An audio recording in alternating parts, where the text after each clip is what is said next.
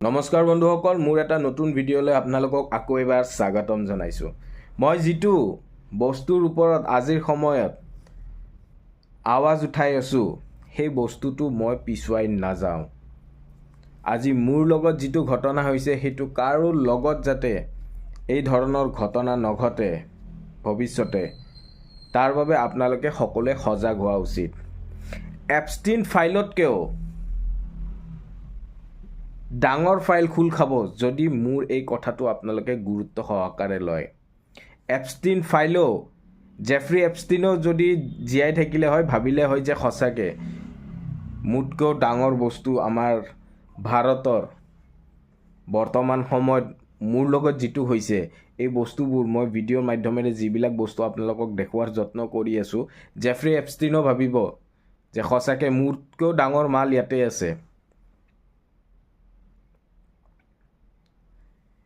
Epstein ফাইলতকৈও ডাঙৰ file খোল খাব যদি মোৰ কথাবোৰ গুৰুত্ব সহকাৰে লয়। কাৰণ আজিৰ সময়ত মোৰ কথাবোৰ যাতে কোনো বিশ্বাস নকৰে, তাৰ বাবে এটা টীম বনাই দিছে। সেই টীমটোৱে মই যাৰ লগতে কথা নাপাতোঁ কিয়, সেই টীমটোৱে যাই কেনে মানুহবোৰক কৈ দিয়ে যাতে মোৰ কথাটো কোনো বিশ্বাস নকৰে। এপষ্টিন ফাইলতো সেই দুগৰাকী ছোৱালীয়ে চিঞৰি এটা সময়ত সকলোকে কৈছিলে যে এপষ্টিন আইলেণ্ড এটা আছে, তাতে ছোৱালীবোৰক মাৰি কেনে মাংস খাইছিলে। কিন্তু সেই টাইমত যদি ছোৱালীকেইজনৰ কথা শুনিলে হয়, তে আজি ইমান ডাঙৰ এটা ঘটনা নঘটিলে হয়। কিন্তু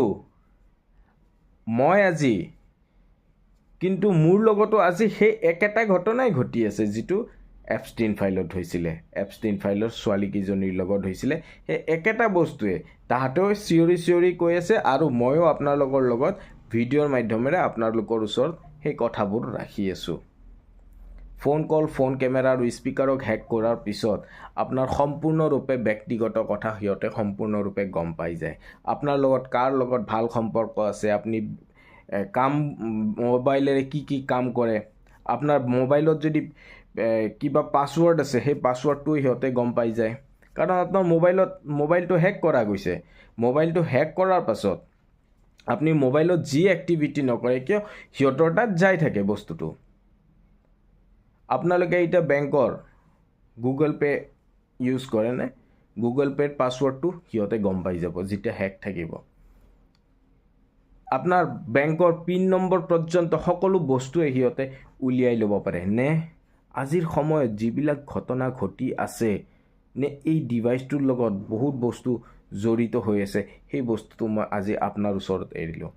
যে আজিৰ সময়ত যে আমি শুনা পাই থাকোঁ, অমুকৰ বেংকৰ পৰা এনেকৈ পইচা লৈ গ'ল, সম্ভৱ কাৰোবাৰ বস্তুৰ পিন নম্বৰ কেনেকৈ গম পায়, সেইটো বস্তু কিন্তু আজিৰ সময়ত বহুতো গুৰুত্বপূৰ্ণ। মোৰ লগত হৈছে, সেইকাৰণে মই কথাবোৰ আজিৰ সময়ত জানো। যে ফোনটো আপোনাৰ হেক হোৱাৰ পিছত আপোনাৰ ফোনত যিকোনো তথ্যই সেই গোটেইখিনি উলিয়াই ল'ব পাৰে। গুগল পে' চলাইছে যদি গুগল পে'ত আপোনাৰ পিন নম্বৰ কি আছে একেবাৰে ওলাই ল'ব আপোনালোকে। কেতিয়াবা ভাবিছেনে মোৰ ভিডিঅ'বোৰ যে মই বনাই আছোঁ, আপোনালোকে শ্বেয়াৰ কৰিব। মই কেৱল আপোনালোকৰ কাৰণে এই ভিডিঅ'বোৰ বনাই আছোঁ। অতি গুৰুত্বপূৰ্ণ কথা। ফোন কল, ফোন কেমেৰা আৰু স্পীকাৰক হেক কৰাৰ পাছত আপোনাৰ মোবাইলৰ সম্পূৰ্ণ তথ্য সিহঁতে লৈ থাকে। এইটো বহুত ডাঙৰ ঘটনা এটা।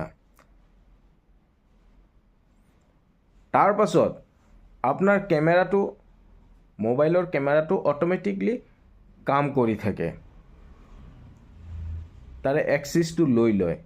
আপুনি যদি মোবাইলৰ কাষত কাপোৰ চেঞ্জ কৰে, সেই বস্তুটো সিহঁতৰ তাত যাই থাকে।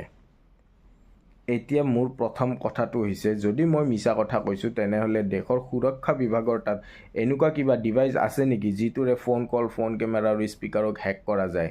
যদি যায়, তেনেহ'লে কাৰ ছত্ৰছায়াত এইবোৰ বস্তু আজিৰ সময়ত ক্ৰিমিনেলৰ হাতত দেখা যাই আছে বা নৰ্মেল মানুহৰ হাতত দেখা যাই আছে? এইটো কিন্তু জানিবলগীয়া কথা। মোৰো পিছফালে আজি এনেকৈ মানুহ পেলাই দিছে, যেনেকৈ এপষ্টিন ফাইলত সেই ছোৱালীকেইজনীৰ পিছফালে পেলাই দিছে, যাতে মোৰ কথা কোনো বিশ্বাস নকৰে। তাৰ বাবে এটা টীম বনাই দিছে। সেইবাবে মই আজি ভিডিঅ'ৰ মাধ্যমেৰে আপোনালোকৰ মাজত আহিছোঁ।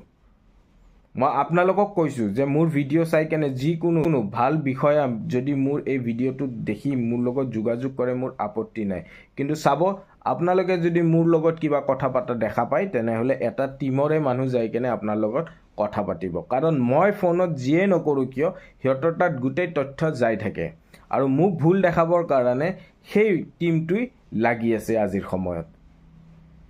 কাৰণ আমিও এষাৰ কথা জানো, সত্যক লুকাবৰ কাৰণে সত্য যুগৰ পৰাই প্ৰচেষ্টা চলি আছে, আজিও চলি আছে, আগতো চলি আছে আৰু ভৱিষ্যতেও চলি থাকিব।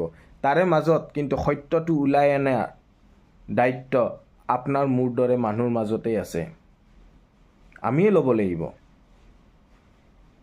ভাৰত স্বাধীন যেতিয়া হোৱা নাছিলে, যেতিয়া আমাৰ দেশত ভাৰত স্বাধীন হোৱা নাছিলে, তেতিয়া ইংৰাজৰ লগতো বহুত বেইমান মানুহে সিহঁতৰ লগত যোগদান কৰিছিলে, ঠিক আছে। কিন্তু তাৰ মাজতো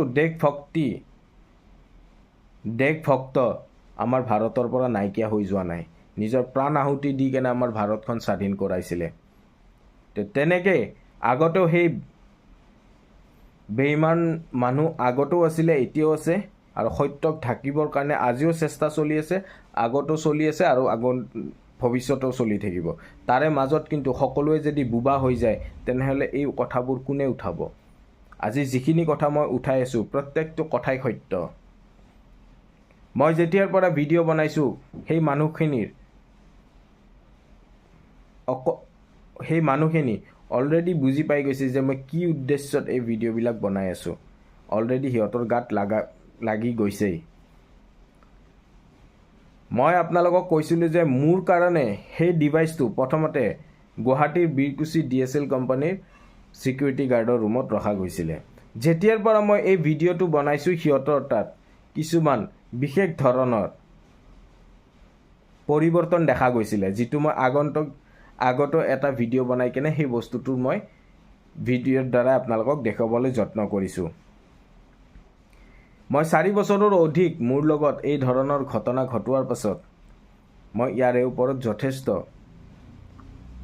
কথা জনাৰ চেষ্টা কৰিছিলোঁ আৰু ইয়াৰ ওপৰত আজিৰ সময়ত মোৰ যথেষ্ট অভিজ্ঞতা আছে।